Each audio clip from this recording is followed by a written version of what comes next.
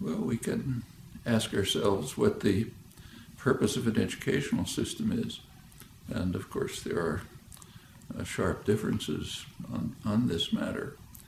There's the traditional an interpretation that comes from the Enlightenment, which holds that the highest goal in life is to inquire and create, to search the riches of the past, try to internalize the parts of them that are significant to you, carry that quest for understanding further in your own way. Purpose of education, from that point of view, is just to help people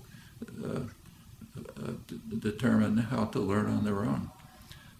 It's you, the learner, who is going to achieve in the course of education, and it's really up to you what you'll master, where you'll go, how you'll use it, how you'll go on to produce something new and exciting for yourself, maybe for others. That's one concept of education.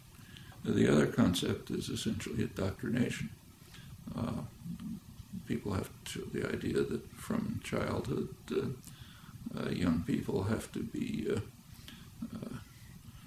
placed into a framework in which they'll follow orders, accept existing frameworks, not challenge, and so on. And this is often quite explicit. So, for example, after the activism of the 1960s, there was great concern across much of the educated spectrum that young people were just getting too free and independent, that the country was becoming too democratic, and so on. And in fact, there's an important study on what's called the crisis of democracy, too much democracy, arguing that claiming that there are certain institutions responsible for the indoctrination of the young. It's their phrase, and they're not doing their job properly. That's schools, universities, churches. We have to change them so that they carry out the job of indoctrination and control more effectively. That's actually coming from the liberal internationalist end of the spectrum of the spectrum of educated opinion. And in fact, since that time, there have been many measures taken to try to turn the educational system towards more control, more indoctrination, more vocational training, imposing a debt which traps students, young people, into a life of conformity and so on. That's the exact opposite of the what I refer to as the tradition that comes out of the Enlightenment. And there's a constant struggle between those. In the colleges, in the schools, do you train for passing tests, or do you train for creative inquiry, pursuing interests that are aroused by material that's presented and that you want to pursue either on your own or in cooperation with others? And this goes all the way through up to graduate school and research. Just two different ways of looking at the world. When you get to a research institution like the one we're now in, at the graduate level, it essentially follows the Enlightenment tradition. In fact, science couldn't progress unless it was based on inculcation of the urge to challenge, to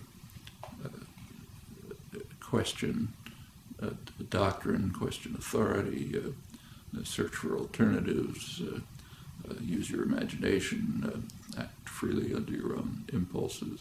Cooperative work with others is constant, as you can see just by walking down the halls. That's, in my view, what an educational system should be like down to kindergarten. But there's certainly are powerful structures in the society which would prefer people to be indoctrinated, conform, not ask too many questions, be obedient, fulfill the roles that are assigned to you, and don't try to shake systems of power and authority. Those are choices we have to make, either as people, wherever we stand in the educational system, as students, as teachers, as people on the outside trying to help shape it in the directions in which we think it ought to go.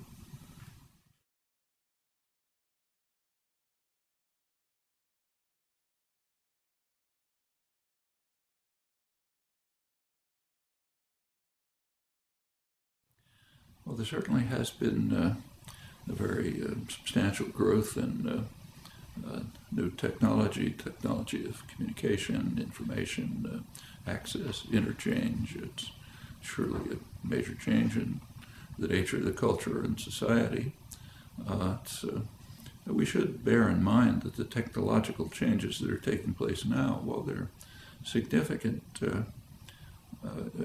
probably come nowhere near having as much impact as technological advances of, say, a century ago, plus or minus. So the shift, say, let's take just communication. The shift from a typewriter to a computer, or a telephone to the email is significant, but it doesn't begin to compare with the shift from a sailing vessel to a telegraph. I mean, the time that cut down in communication between, say, England and the United States was extraordinary as compared with the changes taking place now. And the same is true of other kinds of technology, like just introduction of, say, plumbing. Widespread plumbing in the cities had a huge effect on health, much more than the discovery of antibiotics. So the changes are real and significant, but we should recognize that others have taken place, which in many ways were more dramatic. As far as the technology itself and education is concerned, technology is basically neutral. It's kind of like a hammer. I mean, the hammer doesn't care whether you use it to build a house or whether a torturer uses it to crush somebody's skull. Hammer can do either. Same with the modern technology, say the internet and so on. The internet is extremely valuable if you know what you're looking for. I mean, I use it all the time for research. I'm sure everyone does. If you know the kind of what you're looking for, you have a kind of a framework of understanding which directs you to particular things, lets you sideline lots of others, then this can be a very valuable tool. Of course, you always have to be willing to ask, is my framework the right one? Maybe I ought to modify it. Maybe if there's something I look at that questions it, I should rethink how I'm looking at things. But you can't pursue any kind of inquiry without a pretty relatively clear framework that's directing your search and helping you choose what's significant and what isn't, what can be put aside, what ought to be pursued, what ought to be challenged, what ought to be developed, and so on. I mean, you can't expect somebody to become a biologist, say, by giving them access to the Harvard University biology library and say, just look through it. That'll give them nothing. And the internet is the same, except magnified enormously. If you don't know what you're looking for, if you don't have some kind of a conception of what matters, always, of course, with the proviso that you're willing to question it if it seems to be going in the wrong direction. If you don't have that, exploring the internet is just picking out random factoids that don't mean anything. So behind any significant use of contemporary technology, the internet, communication systems, graphics, whatever it may be, unless behind it is some well-constructed directive conceptual apparatus, it is very unlikely to be helpful. It may turn out to be harmful. For example, a random exploration through the internet turns out to be a cult generator. You pick up a factoid here and a factoid there, and somebody else reinforces it, and all of a sudden you have some crazed picture which has some factual basis but nothing to do with the world.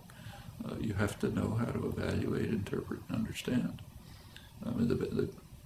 Say biology again, the person who wins the Nobel Prize in biology is not the person who read the most journal articles and took most notes on them. It's the person who knew what to look for. And cultivating that capacity to seek what's significant, always willing to question whether you're on the right track. That's what education is going to be about, whether it's using computers and the internet or pencil and paper and books.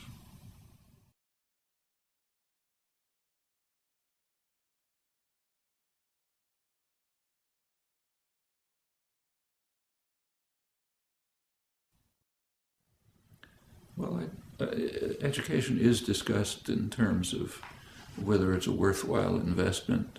Does it create human capital that can be used for economic growth and so on?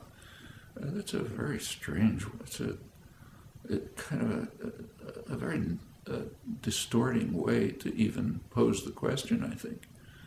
Do we want to have a society of free, creative, independent individuals able to appreciate and gain from the cultural achievements of the past and to add to them? Do we want that? Or do we want people who can increase GDP? They're not necessarily the same, they're not the same thing. And an education of the kind that, say, Bertrand Russell, John Dewey, and others talked about, that's a value in itself. Whatever impact it has in the society, it's a value because it helps create better human beings. After all, that's what an educational system should be for. On the other hand, if you want to look at it in terms of costs and benefits, take the new technology that we were just talking about. Where'd that come from? Well, actually, a lot of it was developed right where we're sitting. Down below where we now are was a major laboratory back in the 1950s, where I was employed, in fact, which was had lots of scientists, engineers, people of all kinds of interests, philosophers, others, who were working on developing the basic character of and even the basic tools of the technology that is now common. Computers and the internet, for example, were pretty much in the public sector for decades, just funded in places like this, where people were exploring new possibilities that were mostly unthought of, unheard of at the time. Some of them worked, some didn't. The ones that worked were finally converted into tools that people can use. That's the way scientific progress takes place. It's the way cultural progress takes place generally. Classical artists, for example, came out of a tradition of craftsmanship that was developed over long periods with master artisans, with others, and sometimes you can rise on their shoulders and create new marvelous things. But it doesn't come from nowhere if there isn't a lively cultural and educational system which is geared towards encouraging creative exploration, independence of thought, willingness to challenge, to cross frontiers, to challenge accepted beliefs and so on. If you don't have that, you're not going to get the technology that can lead to economic gains, though that I don't think is the prime purpose of cultural enrichment and education as a part of it.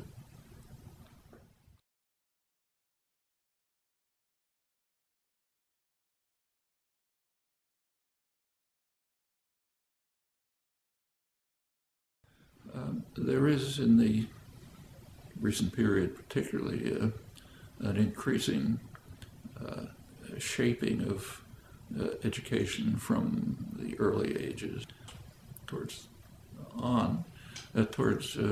passing examinations.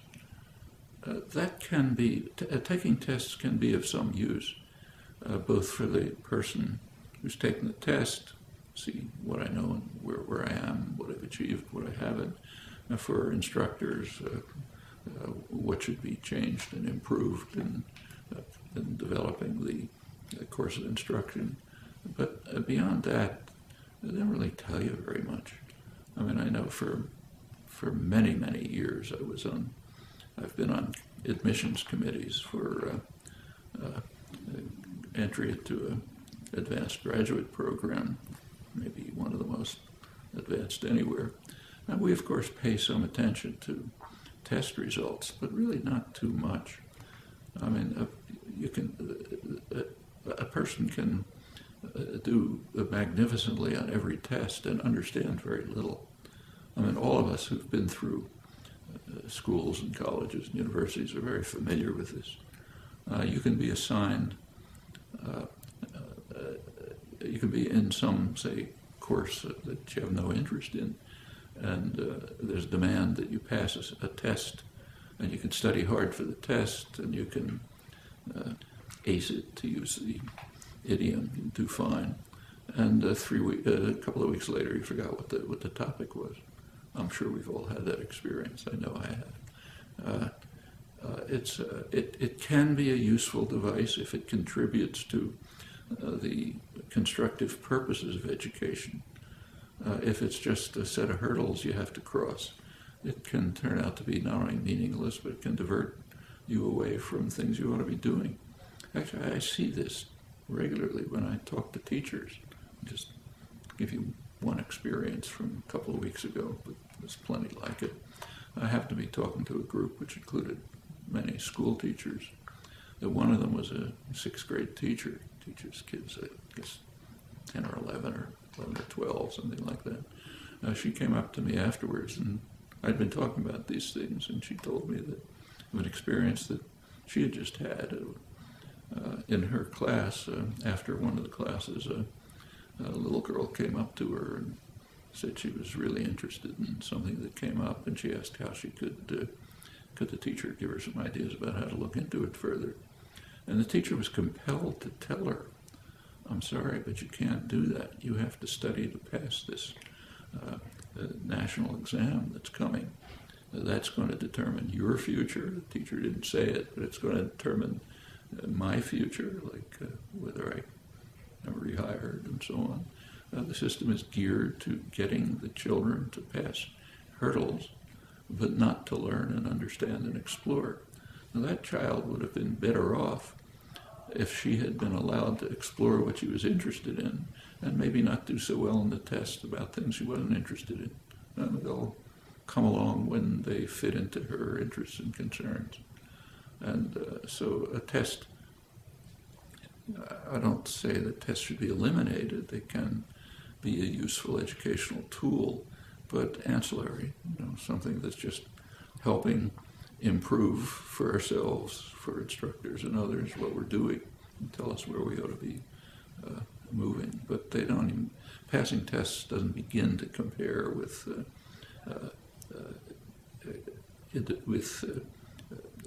searching and inquiring and into pursuing topics that engage us and excite us. That's far more significant than passing tests. And in fact, if that's the kind of educational career that you're given the opportunity to pursue, you'll remember what you discovered. There's a famous physicist, world-famous physicist, right here at MIT, who, like a lot of the senior faculty, was teaching freshman courses. He once said that in his freshman course, students will ask, what are we going to cover this semester? And his standard answer was, it doesn't matter what we cover. It matters what you discover. And that's right. Teaching ought to be inspiring students to discover on their own, to challenge if they don't agree, to look for alternatives if they think they're better ones, to work through the great achievements of the past and try to master them on their own because they're interested in them. If that's the way teaching is done, students will really gain from it and will not only remember what they studied, but will be able to use it as a basis for going on their own. And again, education is really aimed at just helping students get to the point where they can learn on their own, because that's what you're going to do for your life, not just absorb materials given to you from the outside and repeat it.